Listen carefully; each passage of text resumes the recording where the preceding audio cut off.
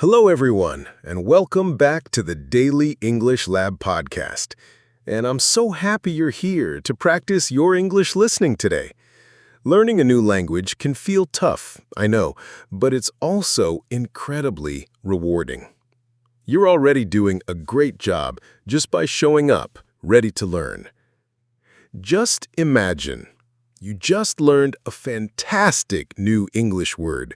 You feel that little spark of excitement. You can already picture yourself using it in a conversation, sounding more fluent, more intelligent, more like the English speaker you want to be. You practice it, maybe you write it down, but then a few hours later, when you reach for it, it's gone. Vanished. That perfect moment in a conversation comes up, the one where that exact word was the key, and all you can find is silence, a blank space where the word used to be. If you are tired of this frustrating cycle of learning and forgetting, you're in the right place. Today, I'm going to share a powerful, science-backed method to not only remember English words for good, but also to improve your speaking fluency along the way. This isn't magic, and it's not about having a super memory. It's about understanding how your brain is designed to work and giving it exactly what it needs to hold on to a new language. Let's be honest, that feeling is more than just frustrating. It can be crushing. You spend hours studying, you fill notebooks with vocabulary lists, you use all the flashcard apps, you watch movies in English, and still, the progress feels painfully slow. You get into conversations where you know you have the right words somewhere, but it's stuck. It's on the tip of your tongue, a ghost you can almost feel, but can't quite grasp. This whole experience can make you question yourself. You start thinking, maybe my memory is just bad, or maybe I'm too old for this. Or maybe I'm just not cut out to learn a language. This feeling of being stuck is a wall that so many English learners hit. It's the gap between your passive vocabulary, all the words you recognize when you read or hear them, and your active vocabulary, the words you can actually pull out and use when you speak. Your passive vocabulary might be huge, but if you can't access those words in the middle of a real conversation, they're not helping you reach your goal, to communicate freely and with confidence. This is where your confidence evaporates. You start to hesitate. You make your sentences simpler, not because you want to, but because you're afraid the words you need won't show up. You stick to the same basic vocabulary, and your fluency stalls. You feel like you're on a plateau, working hard but going nowhere. This isn't just about forgetting a word. It's about that act of forgetting stealing your voice. But what if I told you that this entire struggle, this frustration and self-doubt is not your fault? It has nothing to do with your intelligence or some kind of memory limit. The problem isn't you, it's the method. Most of us were taught to learn vocabulary in a way that goes completely against how our brains are wired. We were taught to memorize, to cram, to just repeat words over and over. We were told to treat words like isolated facts, and that's exactly why they disappear. Today, we're going to change that. We're going to leave behind the methods that failed you and build a new system from the ground up based on the science of how memory actually works. A system that will turn your brain into a sticky net for new words, not a sieve that lets them all fall through.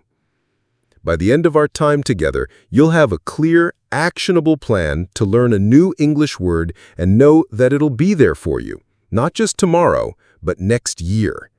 Let's get started. Before we can build a system for remembering, we have to understand why we forget. Forgetting feels like a failure, but it's actually a feature. Your brain is hit with millions of pieces of information every single day.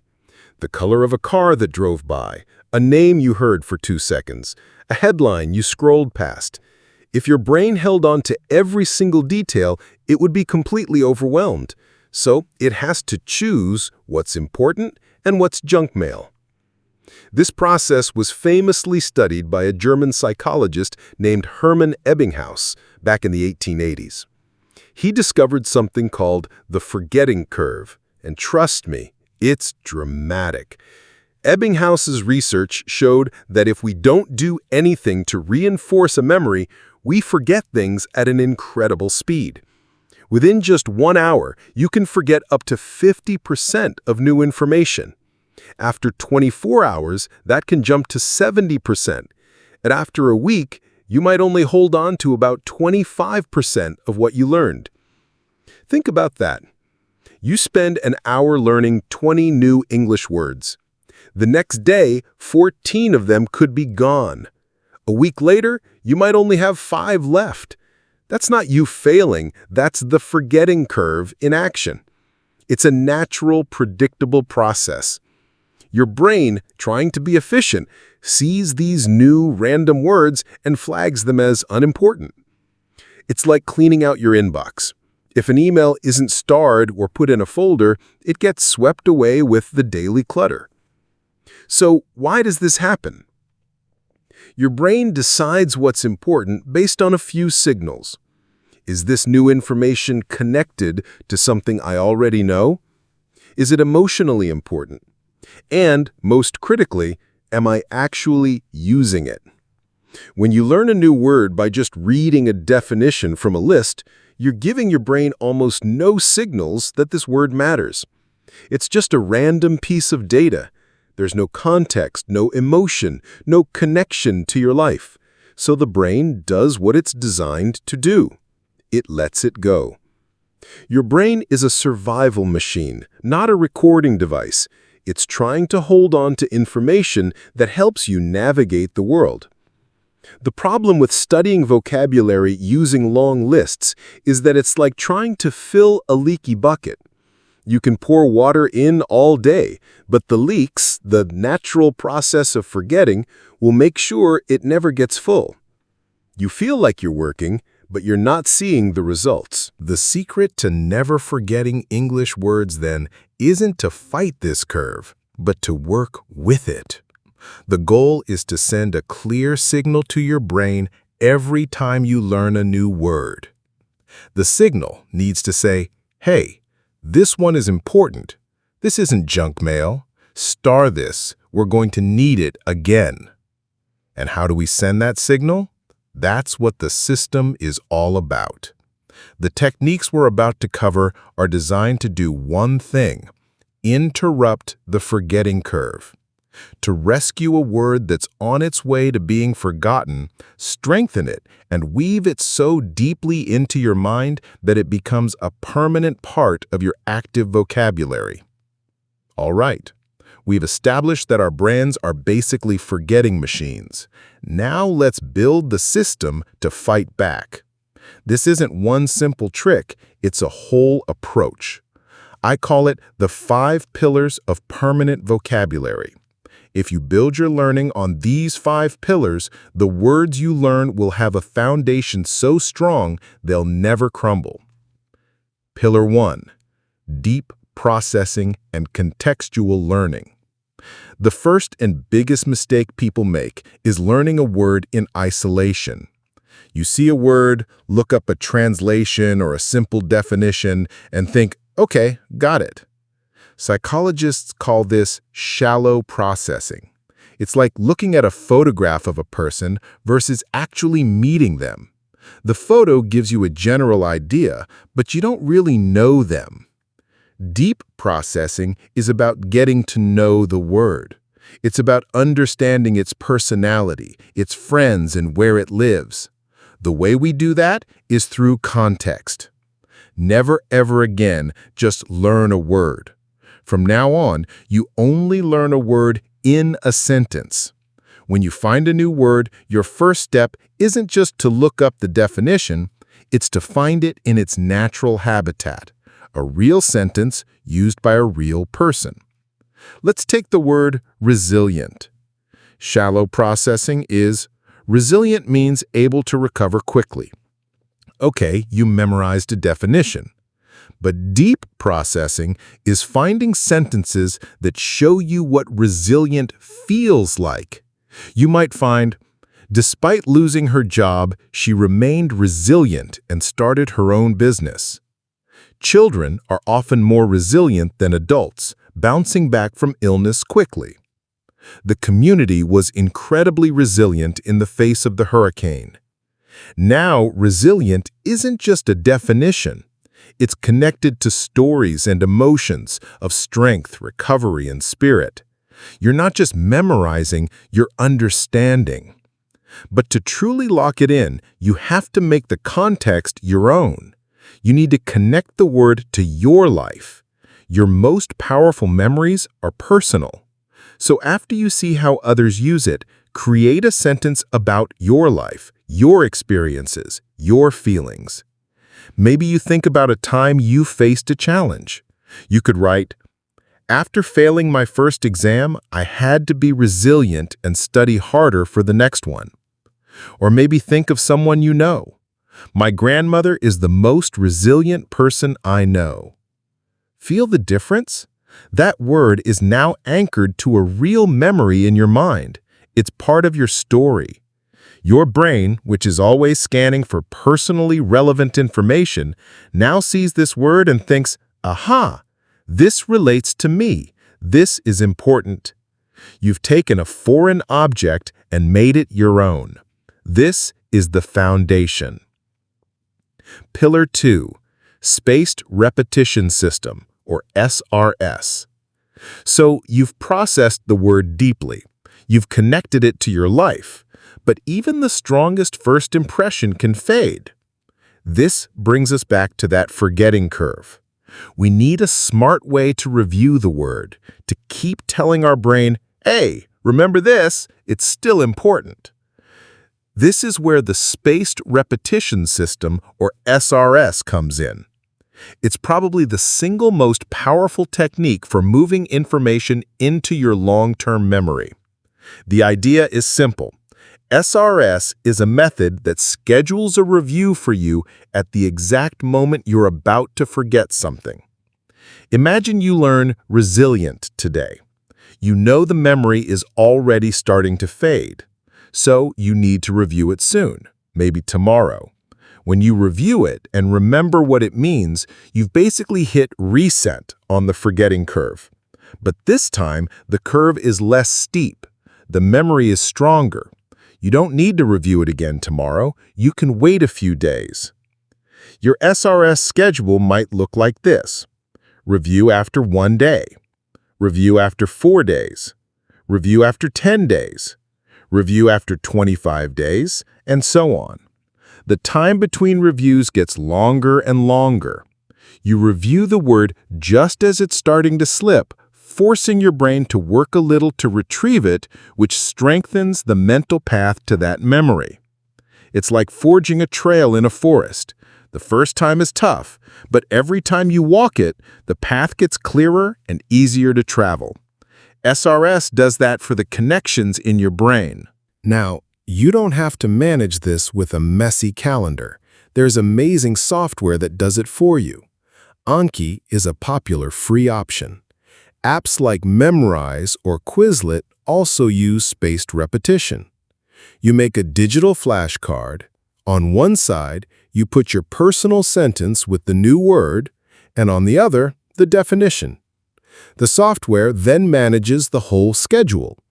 Based on how easily you remember the word, it calculates the perfect time to show it to you again. This system is incredibly efficient. It focuses your energy on the words you're struggling with and doesn't waste time on the ones you already know. You're working smarter, not harder. Just pausing for a second here. We're getting into the nuts and bolts of how your brain learns, mixing a little psychology with practical tips.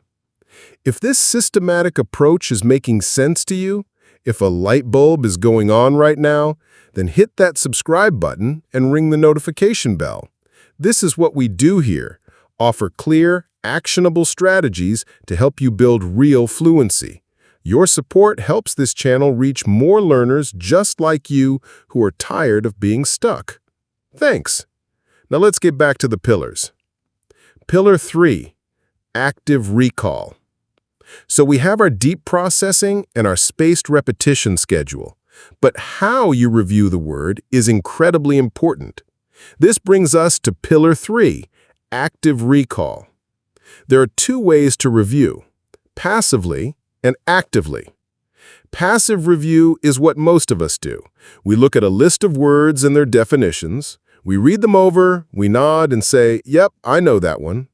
The problem is, this creates an illusion of competence. Recognizing something isn't the same as being able to recall it from scratch. Reading a definition is like watching a video of someone lifting weights. You understand the movement, but it does nothing to build your own muscle. Active recall is you lifting the weight. It's the act of forcing your brain to retrieve information without any cues. It's that little bit of struggle, the mental effort of pulling a memory out from the depths of your mind that makes the connection stronger. How do we practice active recall? It's simple. When your SRS app shows you a flashcard, look at the side with just the word. Actively try to remember the meaning and how to use it. Don't flip the card over right away. Struggle for a moment. What did it mean? Can I create a new sentence with it right now? This is the hard work. It's mentally taxing, but that effort is what forges the memory. Here are a few ways to do it. 1. Use flashcards correctly. Put the new word on one side. Put your personal sentence and a simple definition on the other. Always start with the side that just has the word. Force your brain to do the work before you check. 2. The blank out method. Write down your personal sentences, but leave a blank where the new word should be. Come back a day later and try to fill in the blanks. 3. Teach it. One of the best forms of active recall is to explain the word to someone else. You can do this with a friend or even just talk to an empty chair. The act of explaining forces you to organize your thoughts and solidifies your own understanding. Passive review feels easy, but it's a trap. Active recall feels difficult, but it's the real work that gets real results. Pillar 4. Multisensory engagement. Our brains don't store memories in just one place. A memory is a network spread across different sensory areas. The more senses you involve when you learn, the more paths you create to that memory, making it easier to find later.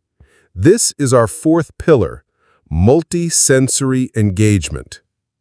So far, we've mostly used our eyes and our minds. Now we need to bring the rest of our senses to the party. Let's stick with our word, resilient. Here's how to wrap it in multiple senses. 1. Hear it. Don't just read it.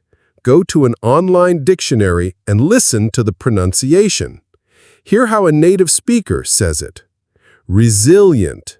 The stress is on the second syllable. Listen a few times. 2. Say it. Now you say it. Out loud. Say it 10 times. Feel how your mouth and tongue move. This creates muscle memory for the word, connecting the abstract idea to a physical action. Say your personal sentence out loud. 3. Write it. Don't just type it. Take a pen and physically write the word and your sentence. The physical act of writing engages different motor pathways in your brain than typing does and can help you remember it better. 4. Create a mental movie. This is the creative part. Close your eyes and create a vivid image for the word. For resilient, you could picture a small plant being bent over in a storm, but then, when the sun comes out, it slowly stands back up. Make the image as vivid as you can. You're linking the word to powerful visual and emotional centers in your brain. By hearing, speaking, writing, and visualizing, you've anchored resilient in your brain through multiple pathways. If one path is weak, you have others. The memory is now rich, robust, and much harder to forget. Pillar 5. The shadowing technique. Putting it all together. We've now arrived at the final pillar. This is the one that closes the gap between knowing a word and using it. This is how we launch a word from our passive memory into our active, everyday speech. This is the shadowing technique. Shadowing is a learning technique where you listen to a native speaker and repeat what they say in real time with as little delay as possible. You're basically becoming their shadow. You're not waiting for them to finish a sentence, you're speaking along with them, mimicking their pronunciation, rhythm, and intonation. Why is this so powerful? Because it forces you to produce the word, not just consume it. It combines the multi-sensory engagement of hearing and speaking with the context of seeing a word in its natural habitat. But it does it at speed, training your brain and mouth to work together instantly. Here's a quick guide to shadowing. 1. Find audio. Choose a short audio or video clip, about 30 seconds to 2 minutes. TED Talks, podcasts, or even movie clips work well. Make sure it has a transcript. 2. Listen and read. First, just listen to the audio while you read the transcript. Get familiar with the content. 3. Listen and repeat, pausing.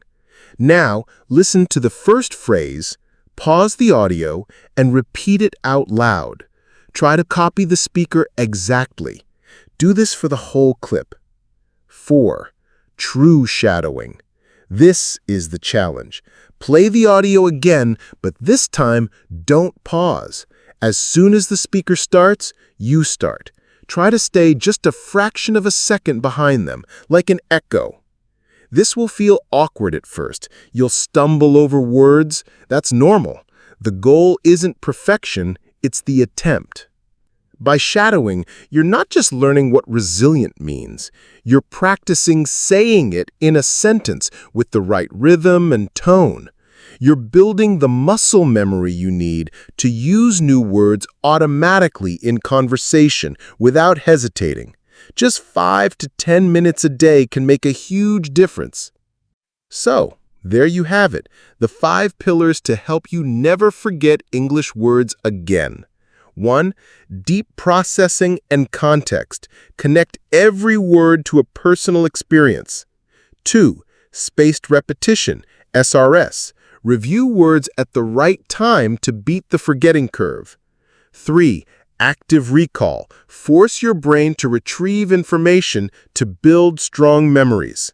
4. Multi-sensory engagement. Use your ears, mouth, hands, and imagination. 5. Shadowing. Practice producing words in real time to make them part of your active vocabulary.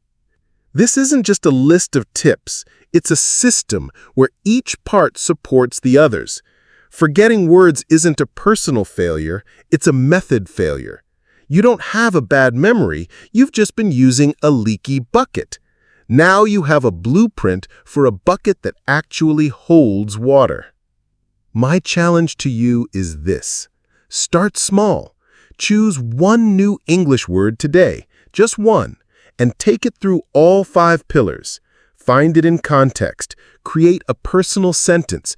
Put it in an SRS app. Hear it, say it, write it, and visualize it. Then find a short audio clip where it's used and try to shadow it. Invest 10 minutes in giving one word this 5-star treatment and see how different it feels. You have the tools. The only thing standing between you and a powerful, permanent vocabulary is the decision to start. Thank you for spending this time with me. I really believe this system can change your relationship with English. And now, I want to hear from you. What is one word you've always struggled to remember? Put it in the comments below. Then, try applying these 5 pillars to that word. I'd love to see you come back in a week and tell me how it went. If this was valuable to you, please give it a like and share it with another English learner who might be feeling frustrated. And of course, subscribe for more practical strategies to help you master English. Keep learning, keep practicing, and I'll see you in the next one.